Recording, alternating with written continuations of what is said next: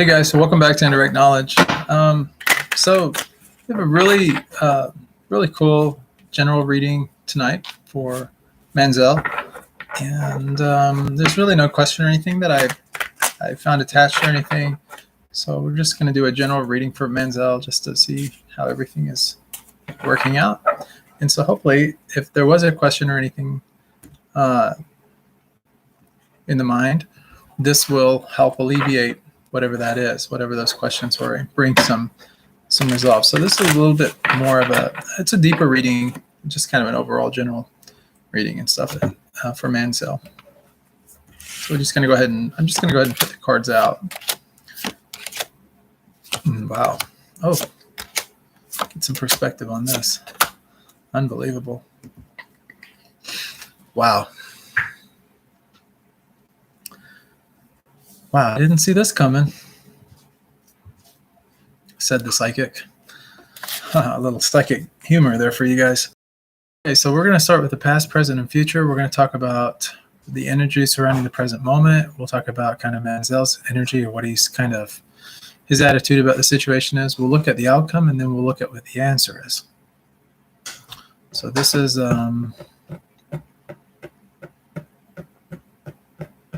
so the past is always the past, but it can also be an indicator of the present. And this is what we're at. This is the Nightmare card.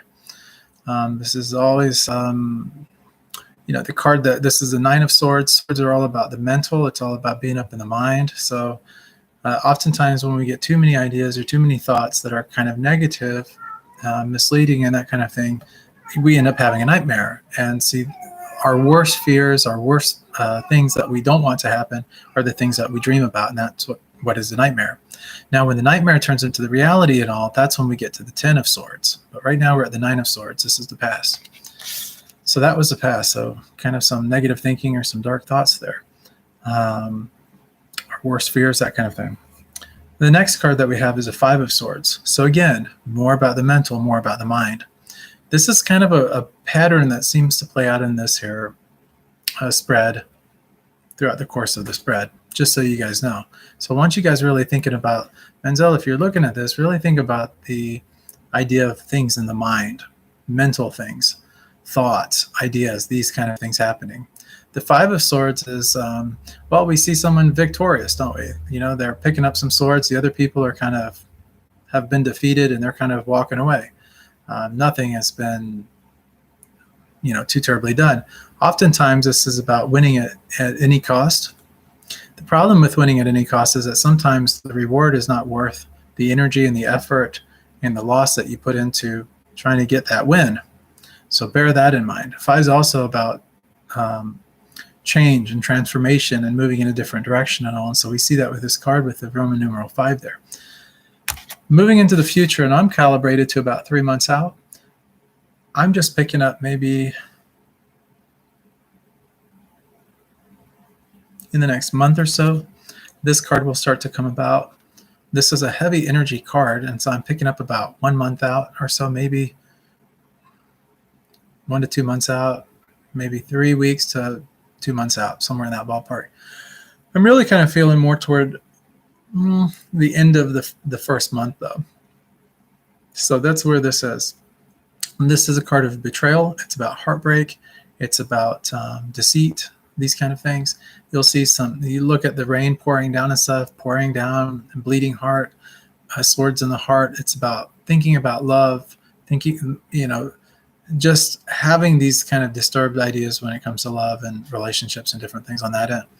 And then just really getting heartbroken, or just having some kind of things, come about in a way that's not exactly, the best energy in the world.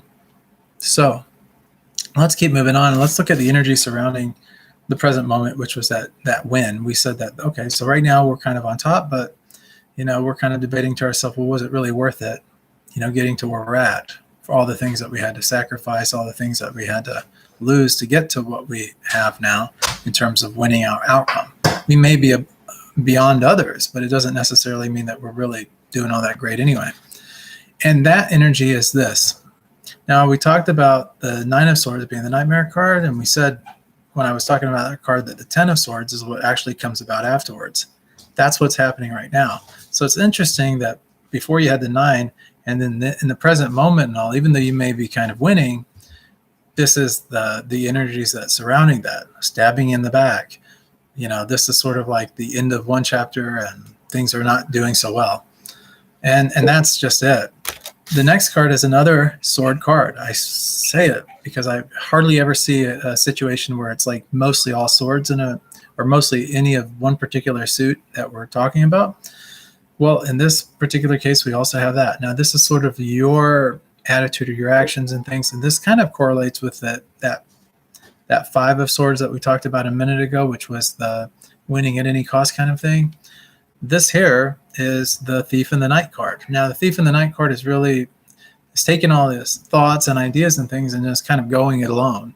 So when I see this card, it's more about like going it alone. It's not so much, stealing or anything to do like being sneaky or creepy or anything like that. It's more just about kind of like, I got to get out of this situation however I can. So even if I have to leave some things behind, I have to leave them behind. But I'm taking what I can get and I'm going. I'm creeping off. I'm leaving. And that's exactly what this is that kind of just, we've got to kind of get by ourselves, do our thing for now. That's what that energy, that's kind of what you're wanting. Now, the outcome card is miraculously quite interesting, quite awesome. And what that is we have the 10 of coins. 10 of Pentacles. Hey guys in the chat. Hey everyone. So the 10 of Pentacles is really, it's when you get this card, it's sort of the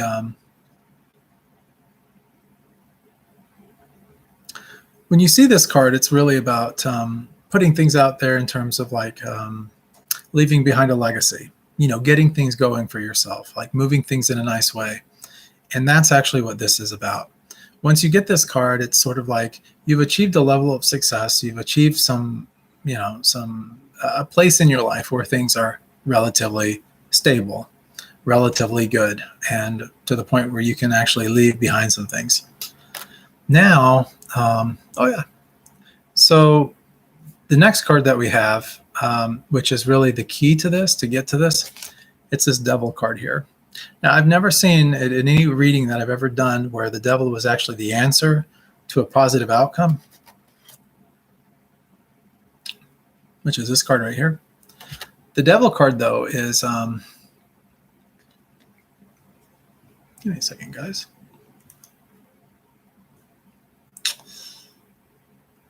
There you go. All right.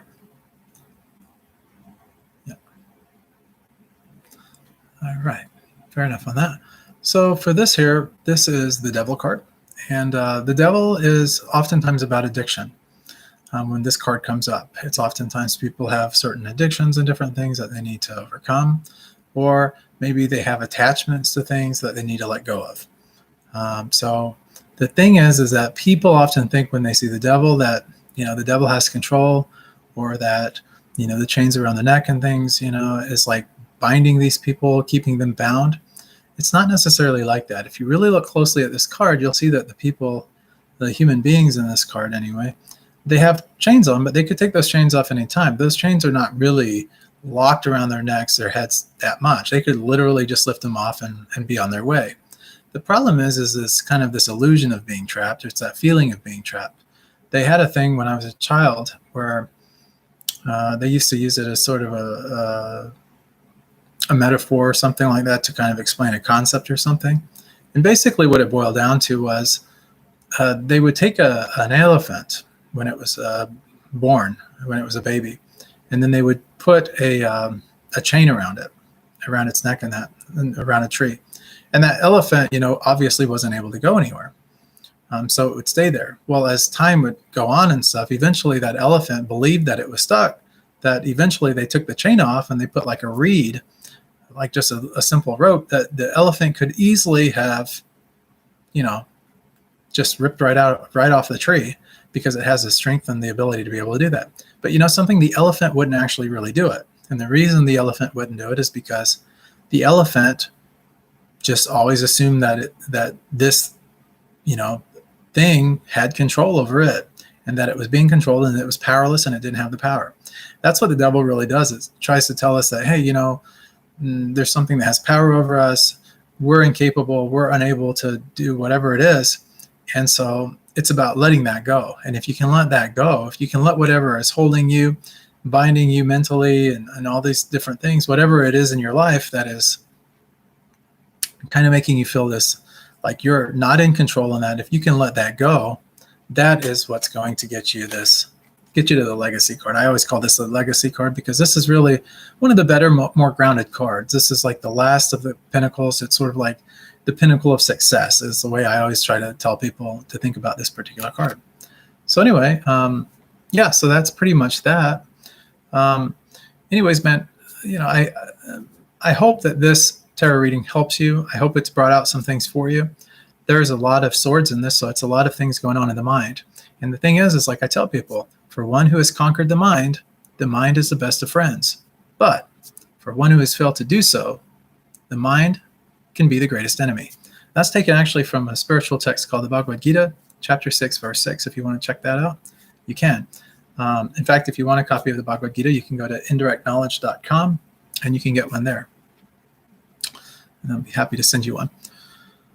So that is that. So a lot of things to take care of and stuff like that, but really a lot of it's in the mind. So that's the way I want you to think about this. I think really the key or the critical thing for you with all of this is, even though most of this would look negative, your outcome is actually really great. But to get to that great outcome and all, you really got to let go of some of this negative thinking. Some of the things that are holding you back are really in the mind. So some meditation would maybe be good. Some of these different types of tools that would help you, like to relax your mind, to get rid of some of the dark thoughts or thoughts that are like not useful to you, and get rid of some of those unuseful thoughts, and maybe cultivate more of a different perspective on things. Would really help you. And then, of course, everything is going to flow so naturally and so easily to you. So anyways, that's the reading. If you have any questions or anything as your tarot coach, please reach out to me. I'm always available to you. But yeah, so thanks so much. And guys, just so you know, I do these videos from the heart. I'm a monk, and we do a lot of service projects, and our basic tenet is to spread love for God to others. If you'd like to help us with that mission, you can. You can just go to helpbydonating.com, and you can give a donation from the heart. And as long as it's from the heart, that's all that matters. If you don't want to, of course, don't do that. And then if you want, you can like this video. You can subscribe to the channel, hit the bell notification every time we come on. You can, get notifications of these videos. And then if you have questions or something like that, you'd like to, ask a question or something like that, or get a reading or something, you can do that as well. We always like to see you guys in the chat, and that's always great. So yeah, but thanks for tuning in, and I hope you guys have a wonderful night. And again, if you need anything, just reach out to me. I'm always available. Much love and many blessings.